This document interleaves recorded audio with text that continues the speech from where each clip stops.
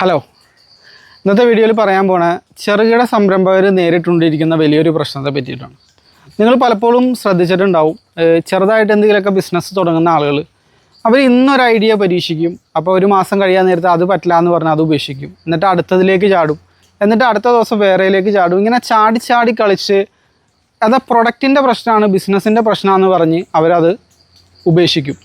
ഒന്നിൽ ഉറച്ച് നിൽക്കാതെ ഇങ്ങനെ ഓരോ പരീക്ഷണങ്ങൾ ഇങ്ങനെ ആഴ്ചയിലും മാസത്തിലൊക്കെ നടത്തിക്കൊണ്ടിരിക്കും. നിങ്ങൾ മനസ്സിലാക്കേണ്ട കാര്യം, അധിക സമയം അത് പ്രൊഡക്റ്റിൻ്റെ പ്രശ്നമോ സർവീസിൻ്റെ പ്രശ്നമോ അല്ലായിരിക്കും. ശരിക്കും പറഞ്ഞു കഴിഞ്ഞാൽ നമുക്ക് വേണ്ട റൈറ്റ് കസ്റ്റമേഴ്സിലേക്ക് നമ്മളുടെ പ്രൊഡക്റ്റും സർവീസും എത്തുന്നില്ല എന്നുള്ളതായിരിക്കും ശരിക്കുള്ള പ്രശ്നം. കസ്റ്റമേഴ്സ് വന്നു എന്നിട്ട് വാങ്ങുന്നില്ല, അങ്ങനെയാണെങ്കിൽ അത് പ്രൊഡക്റ്റിൻ്റെ സെയിൽ നടക്കണില്ല. മാർക്കറ്റിംഗ് നമ്മൾ ചെയ്തു, സെയിൽ നടക്കണില്ലെങ്കിൽ അത് പ്രൊഡക്റ്റിൻ്റെ സർവീസിൻ്റെ പ്രശ്നമായിരിക്കും. പക്ഷേ തുടക്കത്തിൽ തന്നെ നിങ്ങൾക്ക് ഒരു കസ്റ്റമറും വന്നില്ലെങ്കിൽ അതിൻ്റെ അർത്ഥം പ്രൊഡക്റ്റോ സർവീസോ മോശമെന്നല്ല, റൈറ്റ് കസ്റ്റമേഴ്സിലേക്ക് എത്താൻ നമുക്കറിയില്ല എന്നുള്ളതാണ് അതിൻ്റെ കാരണം. അപ്പോൾ റൈറ്റ് കസ്റ്റമേഴ്സിലേക്ക് എങ്ങനെ എത്തും എന്നുള്ളതാണ് തുടക്കത്തിൽ. നിങ്ങൾ ഏതെങ്കിലും ബിസിനസ്സിലേക്ക് ഇനി ഇറങ്ങാൻ ആഗ്രഹിക്കുന്ന ഒരാളാണെങ്കിൽ, അതല്ല ഓൾറെഡി ചെയ്യുന്ന ഒരാളാണ്, കൂടുതൽ കസ്റ്റമേഴ്സിലേക്ക് എത്തണമെങ്കിൽ എന്ത് ചെയ്യണം എന്നുള്ളതാണ് ഇന്നത്തെ വീഡിയോയിൽ പറയണത്. തീർച്ചയായിട്ടും നിങ്ങൾക്ക് ഉപകാരപ്പെടും. ഇത് നിങ്ങൾ ഇതുപോലെ തന്നെ അപ്ലൈ ചെയ്ത് കഴിഞ്ഞാൽ സെയിലില്ലാത്തൊരവസ്ഥയിൽ നിന്ന്, അതായത് ഒരു സെയിലും കിട്ടാതിരിക്കുന്ന ആൾക്ക് ഈ വീഡിയോയിൽ പറയുന്ന കാര്യങ്ങൾ അപ്ലൈ ചെയ്ത് കഴിഞ്ഞാൽ എനിക്ക് 100% ഗ്യാരണ്ടി തരാൻ സാധിക്കും, നിങ്ങൾക്ക് സെയിൽ വന്നിരിക്കും. നമ്മൾ എന്ത് പ്രൊഡക്റ്റും സർവീസും സെല്ല് ചെയ്യാൻ നേരത്ത് രണ്ട് വിഭാഗം ഓഡിയൻസിലേക്കാണ് ഇത് സാധാരണ പോകാറ്. ഓഡിയൻസിനെ നമുക്ക് രണ്ടായിട്ട് തിരിക്കാം. ഈ ഓഡിയൻസാണ് പിന്നീട് നമ്മുടെ കസ്റ്റമേഴ്സായിട്ട് മാറാൻ പോണത്. രണ്ട് വിഭാഗം ഓഡിയൻസാണ്. ഒന്ന് കോൾഡ് ആയിട്ടുള്ള ഓഡിയൻസ്, മറ്റത് വാമായിട്ടുള്ള ഓഡിയൻസ്. കോൾഡ് ആയിട്ടുള്ള ഓഡിയൻസ് എന്ന് പറഞ്ഞു കഴിഞ്ഞാൽ നമ്മൾ ആരാണെന്ന് അവർക്ക് അറിയില്ല, അങ്ങനെ ഒരു വിഭാഗം ഓഡിയൻസ്. വാമായിട്ടുള്ള ഒരു ചൂടുള്ള ഓഡിയൻസ് എന്ന് പറഞ്ഞു കഴിഞ്ഞാൽ നമ്മൾ ആരാണെന്ന് അവർക്കറിയാം. ഈ രണ്ട് വിഭാഗം ഓഡിയൻസിലേക്കാണ് നമ്മൾ പ്രൊഡക്റ്റും സർവീസും സെല്ല് ചെയ്യണത്. ഈ രണ്ട് വിഭാഗമാണ്. ഇതിനെ രണ്ടായിട്ടേ തരംതിരിക്കാൻ പറ്റുള്ളൂ. അപ്പോൾ നമ്മളുടെ വാം ഓഡിയൻസ് എന്ന് പറഞ്ഞു കഴിഞ്ഞാൽ, നമ്മളെ അറിയാവുന്ന ഓഡിയൻസ് എന്ന് പറഞ്ഞു കഴിഞ്ഞാൽ നമ്മളുടെ ഫ്രണ്ട്സ്, ഫാമിലി, അതുപോലെ നിങ്ങൾക്ക് സോഷ്യൽ മീഡിയ ഉണ്ടെങ്കിൽ അതിലെ ഫോളോവേഴ്സ്, അതല്ലെങ്കിൽ നിങ്ങളുടെ മുമ്പ് ഏതെങ്കിലും ബിസിനസ് ഉണ്ടെങ്കിൽ അതിലെ കസ്റ്റമേഴ്സ്, ഇതെല്ലാം നമ്മളെ അറിയാവുന്ന ഓഡിയൻസാണ്. അതിനെയാണ് വാം ഓഡിയൻസ് എന്ന് പറയുന്നത്. കോൾഡ് ഓഡിയൻസ് നമ്മളെ അറിയാത്ത സ്ട്രേഞ്ചേഴ്സ്. നമുക്ക് രണ്ട് രീതിയിൽ ഈ കസ്റ്റമേഴ്സുമായിട്ട് ഈ ഓഡിയൻസുമായിട്ട്, കസ്റ്റമർ എന്ന് പറഞ്ഞ ടെക്നിക്കൽ ടേം ശരിക്കും പറഞ്ഞാൽ ഒരു തവണ നമുക്ക് കാശ് തന്ന് നമ്മളുടെ പ്രൊഡക്റ്റോ സർവീസോ വാങ്ങിയവരെയാണ് കസ്റ്റമർ എന്ന് പറയുന്നത്. ഓഡിയൻസ് അല്ലെങ്കിൽ ലീഡ്സ് എന്ന് പറഞ്ഞു കഴിഞ്ഞാൽ നമ്മളുടെ പ്രൊഡക്റ്റിനോടോ സർവീസിനോടോ താല്പര്യമുള്ള, എന്നാൽ നമ്മളുടെ പൊട്ടൻഷ്യലായിട്ടുള്ള, വാങ്ങാൻ സാധ്യതയുള്ള വിഭാഗം ഓഡിയൻസിനെയാണ് ശരിക്കും പൊട്ടൻഷ്യൽ കസ്റ്റമേഴ്സ്, ലീഡ്സ് എന്നൊക്കെ നമ്മൾ പറയണത്. രണ്ട് രീതിയിലാണ് ഇവരുമായിട്ട് നമുക്ക് കമ്മ്യൂണിക്കേറ്റ് ചെയ്യാൻ പറ്റണത്. അതിൽ ഒന്നാമത്തെ രീതി എന്ന് പറഞ്ഞു കഴിഞ്ഞാൽ 1-on-1 ആയിട്ട്, പ്രൈവറ്റായിട്ട്. ഇപ്പം നമ്മൾ ഒരു ഫോൺ കോൾ ചെയ്യുന്നു, അത് 1-on-1 ആണ്. കോൾ ചെയ്ത് നമ്മൾ ആ കസ്റ്റമറുമായിട്ട് സംസാരിക്കണം, അത് പ്രൈവറ്റ് കോൺവെർസേഷനാണ്. ഇനി വേറൊരു രീതി എന്ന് പറഞ്ഞു കഴിഞ്ഞാൽ 1-to-many. അതായത് നമ്മൾ ഇപ്പോൾ സോഷ്യൽ മീഡിയയിൽ ഇപ്പോൾ ഈ ഒരു വീഡിയോ 1-to-many ആണ്. ഞാനിവിടെ നിന്ന് സംസാരിക്കുന്നു, ഒരുപാട് ഓഡിയൻസ് ഇത് കാണുന്നു, ഇത് 1-to-many ആണ്, പ്രൈവറ്റ് അല്ല, ഒരുപാട് ആളുകൾ ഇത് കാണുന്നു. ഈ രണ്ട് രീതിയിലാണ് നമുക്ക് ഇവരുമായിട്ട് കമ്മ്യൂണിക്കേറ്റ് ചെയ്യാൻ പറ്റണത്. അപ്പോൾ ഇത് സ്റ്റെപ്പ് ബൈ സ്റ്റെപ്പായിട്ട് നിങ്ങൾ ഓർത്തിരിക്കുക. രണ്ട് വിഭാഗം ഓഡിയൻസാണ് ഉള്ളത്. ഒന്ന് നമ്മളെ അറിയാവുന്നവർ, ഒന്ന് നമ്മളെ അറിയാത്തവർ.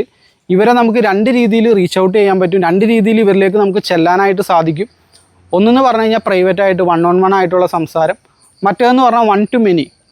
ഒരാളിവിടെ നിൽക്കുന്നു, ഒരുപാട് ആളുകളിലേക്ക് ആ മെസ്സേജ് ചെല്ലുന്നു, അതാണ് 1-to-many എന്ന് പറഞ്ഞു കഴിഞ്ഞാൽ.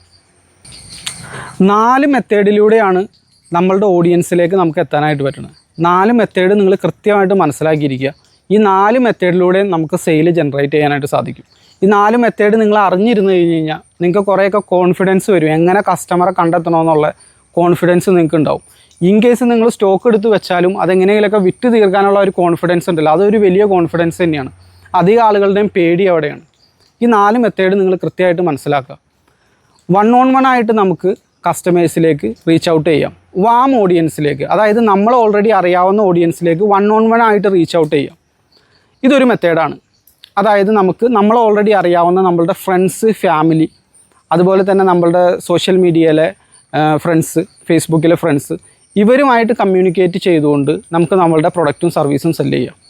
നിങ്ങളിപ്പോൾ ഒരു ബിസിനസ് സ്റ്റാർട്ട് ചെയ്യണം, നിങ്ങളുടെ അടുത്തൊരു പ്രൊഡക്റ്റോ സർവീസോ ഉണ്ടെങ്കിൽ നിങ്ങളുടെ ഓൾറെഡി നിങ്ങളെ അറിയാവുന്ന ഓഡിയൻസ് ഉണ്ടല്ലോ, വാമായിട്ടുള്ള ഓഡിയൻസ്, ഈ സോഷ്യൽ മീഡിയയിലുള്ള അല്ലെങ്കിൽ നിങ്ങളുടെ റിലേറ്റീവ്സ്, ഫ്രണ്ട്സ്, ഇവരിലേക്ക് നിങ്ങൾ മെസ്സേജ് അയക്കുക. ഞാനൊരു ബിസിനസ് സ്റ്റാർട്ട് ചെയ്യുന്നുണ്ട്, നിങ്ങൾക്കിതിൽ താല്പര്യം ഉണ്ടെങ്കിൽ വാങ്ങിക്കാം, ഇനി നിങ്ങൾക്ക് അറിയാവുന്ന ആരെങ്കിലും ഉണ്ടെങ്കിൽ അവർക്ക് ഷെയർ ചെയ്ത് കൊടുക്കുക, നിങ്ങൾ വാങ്ങിച്ചില്ലെങ്കിലും അവർക്ക് ഷെയർ ചെയ്ത് കൊടുക്കുക. അപ്പോൾ ഒരു വലിയ വിഭാഗം ഓഡിയൻസിലേക്ക് പോയാണ്. ഇതൊരു പോയിന്റിലെത്തുമ്പോൾ സ്റ്റക്കാവും, അത് സത്യമാണ്.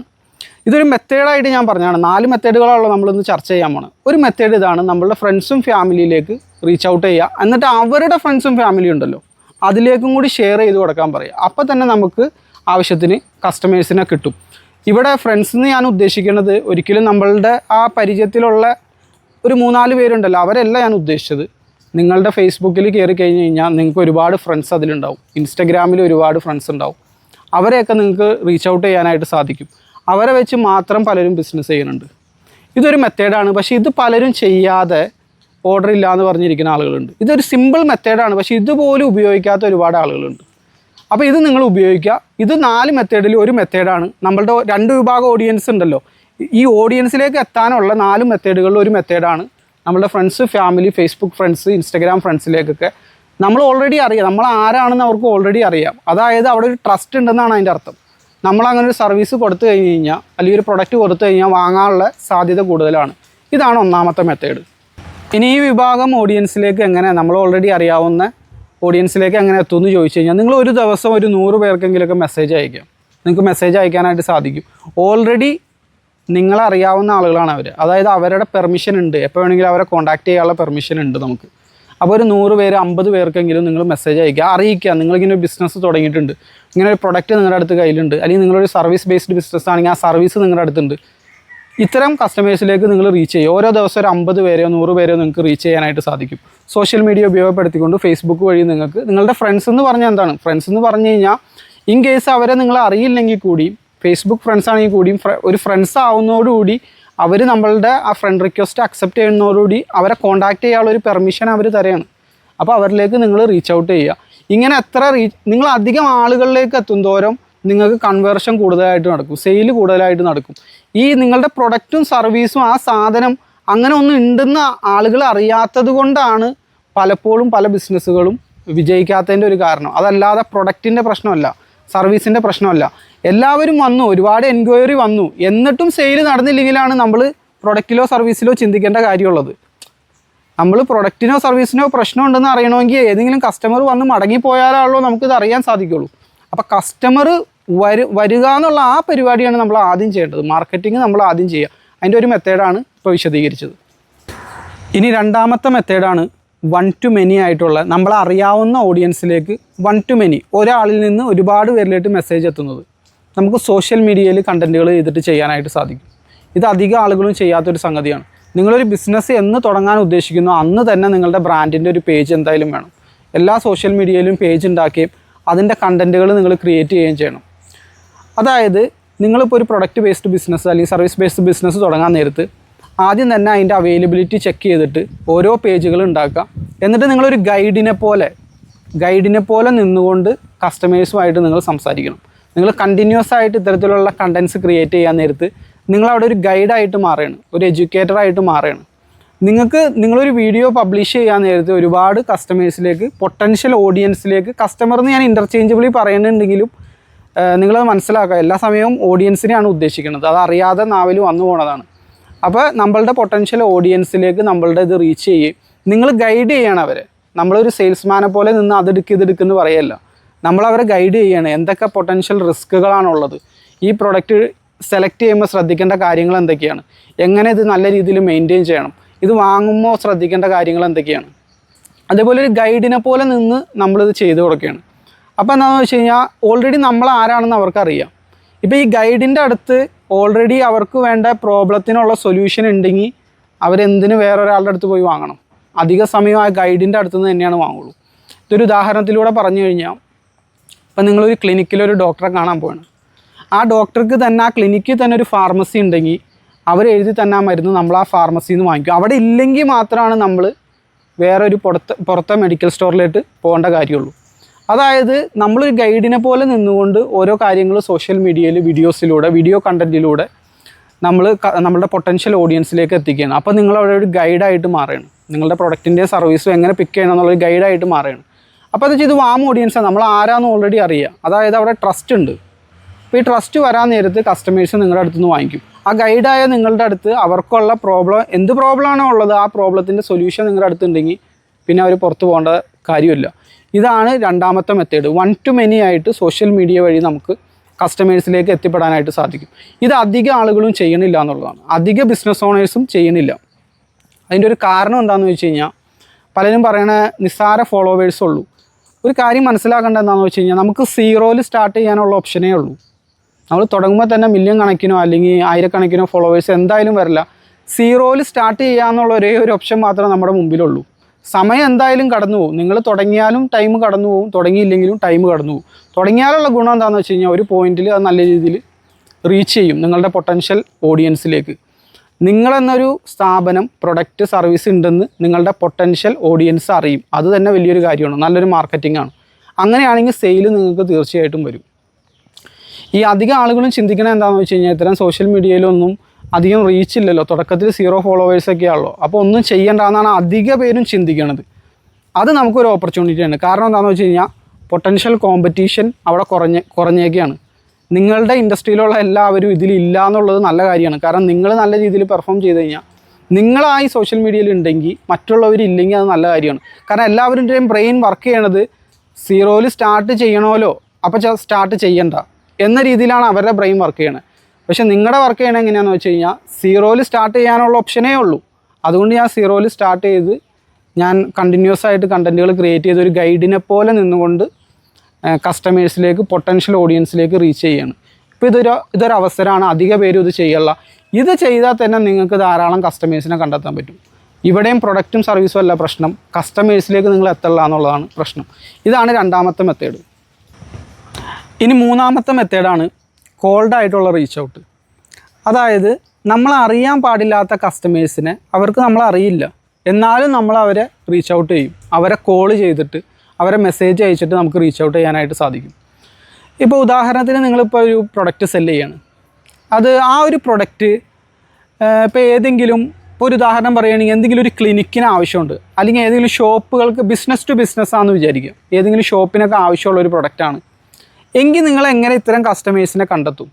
നമുക്ക് ചെയ്യാൻ പറ്റുന്ന ഒരു കാര്യം എന്താണെന്ന് വെച്ചാൽ നമ്മൾ ഗൂഗിളിൽ ചെന്ന് ഇന്ന ഷോപ്പിൻ്റെ പേരടിച്ച് കഴിഞ്ഞ് കഴിഞ്ഞാൽ, അല്ലെങ്കിൽ ഇപ്പോൾ ഉദാഹരണം ഇപ്പോൾ എന്തെങ്കിലും മെക്കാനിക്കൽ പ്രൊഡക്റ്റുകളൊക്കെ സെല്ല് ചെയ്യണേ, സ്പെയർ പാർട്സ് ഒക്കെ വിൽക്കുന്ന ആളുകൾക്ക് ആവശ്യമുള്ള പ്രൊഡക്റ്റാണ് നിങ്ങൾ സെല്ല് ചെയ്യണമെന്ന് വിചാരിക്കുക. അപ്പോൾ സ്പെയർ പാർട്സ് എറണാകുളം, സ്പെയർ പാർട്സിൻ്റെ ഷോപ്പ് എറണാകുളം എന്ന് അടിക്കാൻ നേരത്ത് ഗൂഗിളിൽ തന്നെ ഒരുപാട് ലിസ്റ്റുകൾ നമുക്ക് കാണാൻ സാധിക്കും.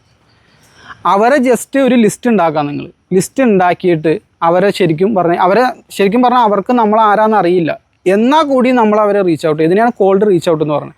കാരണം ഇത് കോൾഡ് ഓഡിയൻസ് ആണല്ലോ, നമ്മൾ ആരാന്ന് അവർക്ക് അറിയില്ല.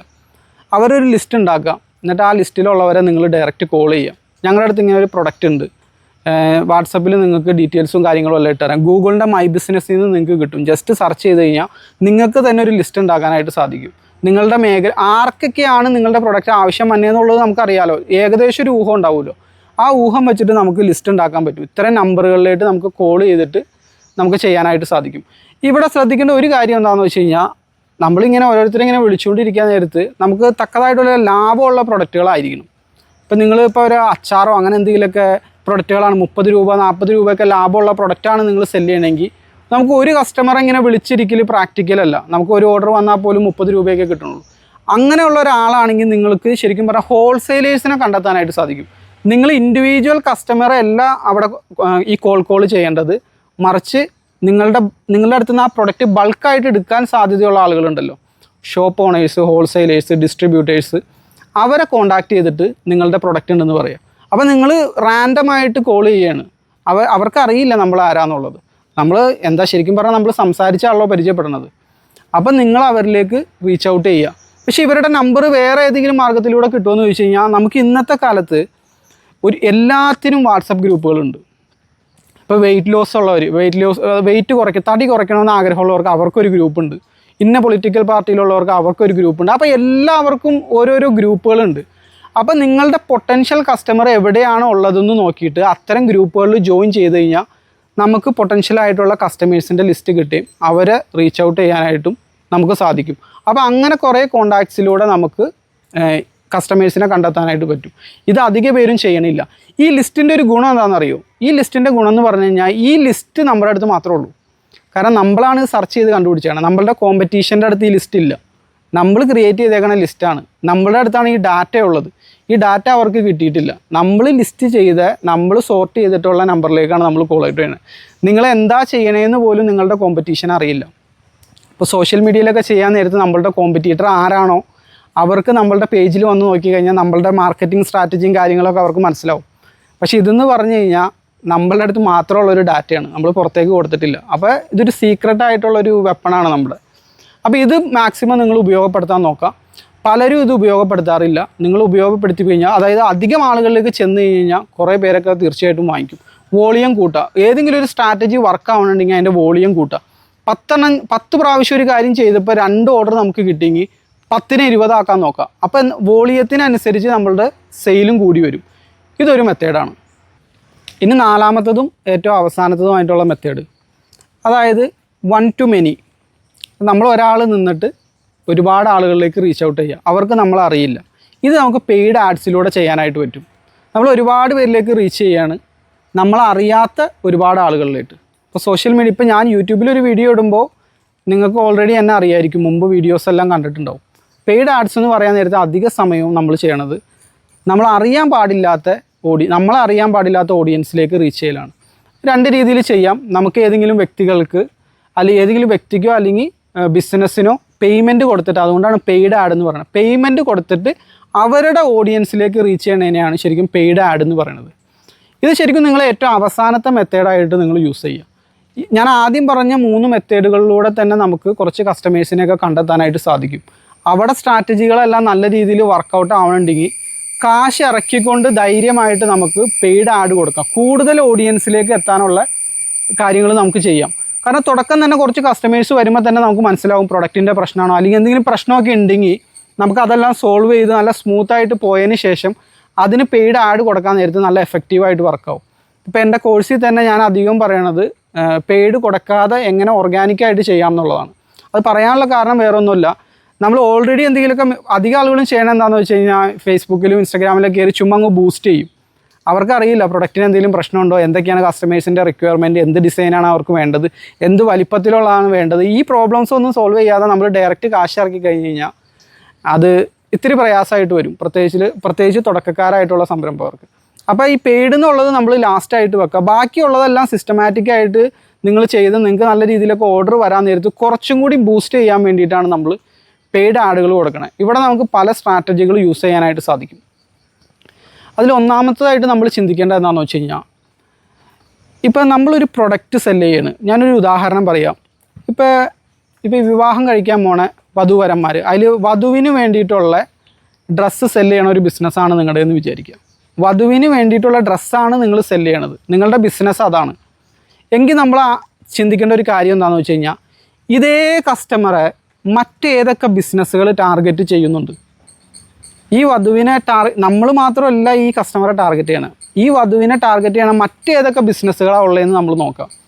ഉദാഹരണം പറഞ്ഞാൽ ജ്വല്ലറികൾ ഇവരെ ടാർഗറ്റ് ചെയ്യുന്നുണ്ട്. അതേപോലെ വെഡ്ഡിങ്ങിന് വേണ്ടിയിട്ടുള്ള വെഡ്ഡിങ് പ്ലാനിങ് ഒക്കെ നടത്തുന്ന ഇവൻറ്റ് മാനേജ്മെൻറ്റിൻ്റെ ആളുകൾ ഇവരെ ടാർഗറ്റ് ചെയ്യുന്നുണ്ട്. അങ്ങനെ പല ബിസിനസ്, മേക്കപ്പ് ആർട്ടിസ്റ്റുകൾ ഈ വധുവിനെ ടാർഗറ്റ് ചെയ്യുന്നുണ്ട്. കാരണം അവരുടെയും കസ്റ്റമറാണ് ആര്, ഈ വധുവിൻ്റെ ഡ്രസ്സാണല്ലോ നമ്മൾ വിൽക്കുന്നത്. അപ്പോൾ മേക്കപ്പ് ആർട്ടിസ്റ്റും ശരിക്കും പറഞ്ഞു കഴിഞ്ഞാൽ ഈ വധുവിനെ മേക്കപ്പ് ചെയ്യുന്ന ആർട്ടിസ്റ്റുകളുണ്ടല്ലോ, അവർക്കും ഈ സെയിം കസ്റ്റമറെ വേണം. നമ്മൾ ചെയ്യേണ്ട കാര്യം എന്താണെന്ന് വെച്ച് കഴിഞ്ഞാൽ, അവരെങ്ങനെയാണ് കസ്റ്റമേഴ്സിലേക്ക് എത്തണമെന്നുള്ളത് നമ്മൾ അവരുടെ സോഷ്യൽ മീഡിയ പേജുകളിലെല്ലാം ചെന്നിട്ട് അവരുടെ മാർക്കറ്റിംഗ് സ്ട്രാറ്റജി നമ്മൾ പഠിക്കുക.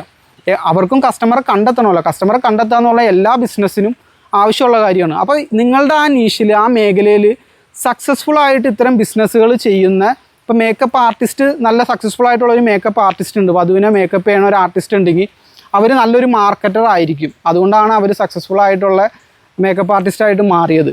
അപ്പോൾ നിങ്ങളുടെ മീഡിയം സൈസിലുള്ള ആ ബിസിനസ്സിൽ നിങ്ങളുടെ സെയിം കസ്റ്റമേഴ്സിനെ ടാർഗറ്റ് ചെയ്യണ ബിസിനസ്സുകൾ എന്തൊക്കെയാണ് ചെയ്യുന്നത് കസ്റ്റമേഴ്സിലേക്ക് എത്താൻ എന്നുള്ളത് നിങ്ങൾ പഠിക്കുക. അപ്പോൾ അവരേതെങ്കിലും പ്രത്യേക രീതിയിലുള്ള ആഡ്സ് റൺ ചെയ്യാനുണ്ടാവും, അത് നമുക്ക് കണ്ടുപിടിക്കാനായിട്ട് സാധിക്കും. അതേ മെത്തേഡ് യൂസ് ചെയ്തുകൊണ്ട് നമുക്കും കസ്റ്റമേഴ്സിനെ ടാർഗറ്റ് ചെയ്ത് ആഡ്സ് റൺ ചെയ്യാൻ പറ്റും. അപ്പോൾ അവരൊരു വീഡിയോ ആഡ് റൺ ചെയ്യാൻ നേരത്ത് കസ്റ്റമേഴ്സിനെ പിടിച്ചിരുത്താൻ വേണ്ടി അവരെന്താണ് ചെയ്യണം, എന്തെങ്കിലും പ്രത്യേക കോൾ ഔട്ടുകൾ അവർ ചെയ്യുന്നുണ്ടോ, അതായത് ആദ്യ 5 സെക്കൻഡിൽ അവരെന്താണ് ചെയ്യുന്നത്, അവരുടെ ആഡ് നല്ല രീതിയിൽ വർക്കാവുന്നതുകൊണ്ടാണ് അവർക്ക് കൂടുതൽ സെയിൽ വന്നത്.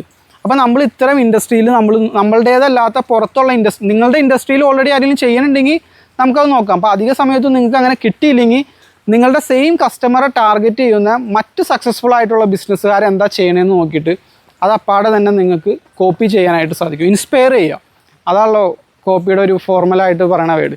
ഇൻസ്പയർ ചെയ്തിട്ട് നിങ്ങൾക്ക് ചെയ്യാനായിട്ട് സാധിക്കും. ഇത് ഏറ്റവും അവസാനം ഞാൻ പറയാൻ കാരണം എന്താണെന്ന് വെച്ച് കഴിഞ്ഞാൽ ഇത് കുറച്ച് കാശ് ചിലവുള്ള ഒരു കാര്യമാണ്. അപ്പോൾ അവർ പേയ്മെൻറ്റൊക്കെ മുടക്കി അത് ചെയ്യാൻ നേരത്ത് നമ്മൾ പെർഫെക്റ്റ് ആക്കിയതിന് ശേഷമാണ് നമ്മളത് ചെയ്യാൻ പാടുള്ളൂ. അല്ലെങ്കിൽ എന്താണെന്ന് വെച്ച് കഴിഞ്ഞാൽ കാശ് നഷ്ടം വരാൻ സാധ്യതയുണ്ട്. അപ്പോൾ തുടക്കമുള്ള മിസ്റ്റേക്കുകളൊക്കെ ആദ്യം പറഞ്ഞ 3 മെത്തേഡുകളിലൂടെ നിങ്ങൾ സോൾവ് ചെയ്തിട്ട് പെയ്ഡിലേക്ക് കിടക്കുക. ഇത് 4ഉം കൂടി കമ്പൈൻ ചെയ്തിട്ടാണ് നിങ്ങൾ കസ്റ്റമേഴ്സിനെ കണ്ടെത്തണമെങ്കിൽ അത് ശരിക്കും പറഞ്ഞാൽ ഒരു പവർഫുൾ ആയിട്ടുള്ള ഒരു മെത്തേഡാണ്. ഒറ്റ ഒരു സ്ട്രാറ്റജിയാണ്, പവർഫുൾ ആയിട്ടുള്ള ഒരു സ്ട്രാറ്റജിയാണ്. ഇത് 4ഉം കൂടി നിങ്ങൾ കമ്പൈൻ ചെയ്ത് കഴിഞ്ഞ് കഴിഞ്ഞാൽ തീർച്ചയായിട്ടും നിങ്ങൾക്ക് കസ്റ്റമേഴ്സിലേക്ക് എത്താനായിട്ട് സാധിക്കും. പക്ഷേ അധിക ആളുകൾ ഈ പറഞ്ഞതിൽ ഒരു മെത്തേഡും ഫോളോ ചെയ്യണില്ല. അധിക ആളുകളും ചെയ്യണമെന്ന് വെച്ച് കഴിഞ്ഞാൽ പ്രൊഡക്റ്റ് ഇറ്റ് സെൽഫ് അതങ്ങനെ വിറ്റ് പോകുമെന്നാണ് വിചാരിച്ചിരിക്കുന്നത്. എന്തെങ്കിലും ഒരു ബിസിനസ് തുടങ്ങും, എന്നിട്ട് ഇങ്ങനെ വെയിറ്റ് ചെയ്തിരിക്കുക. ആകെ കൂടിയുള്ളൊരു മാർക്കറ്റിംഗ് സ്ട്രാറ്റജി എന്ന് പറഞ്ഞു കഴിഞ്ഞാൽ പ്രതീക്ഷയാണ്. പ്രതീക്ഷ ഒരിക്കലും നമ്മളെ കസ്റ്റമേഴ്സിലേക്ക് എത്തിക്കില്ല. നമ്മൾ ഇത്തരത്തിലുള്ള മെത്തേഡുകളെല്ലാം ഫോളോ ചെയ്താലാണ് കസ്റ്റമേഴ്സിലേക്ക് എത്താനായിട്ട് സാധിക്കുള്ളൂ. അധിക പേരുടെയും മാർക്കറ്റിംഗ് സ്ട്രാറ്റജി വെറുതെ പ്രതീക്ഷിച്ചിങ്ങനെ ഇരിക്കലാണ്. അത് മാറ്റി വെച്ചിട്ട് ഞാൻ ഈ പറഞ്ഞ 4 മെത്തേഡുകൾ നിങ്ങൾ ഫോളോ ചെയ്ത് കഴിഞ്ഞാൽ അധിക സമയത്തും നിങ്ങൾക്ക് ആ ഇൻഡസ്ട്രിയിലെ പ്രശ്നങ്ങൾ എന്തൊക്കെയാണെന്ന് പഠിക്കാനായിട്ട് പറ്റും. അത് നിങ്ങൾക്ക് ഇമ്പ്രൂവ് ചെയ്യാനായിട്ട് സാധിക്കും. കസ്റ്റമേഴ്സിനെ നിങ്ങൾക്ക് കിട്ടും.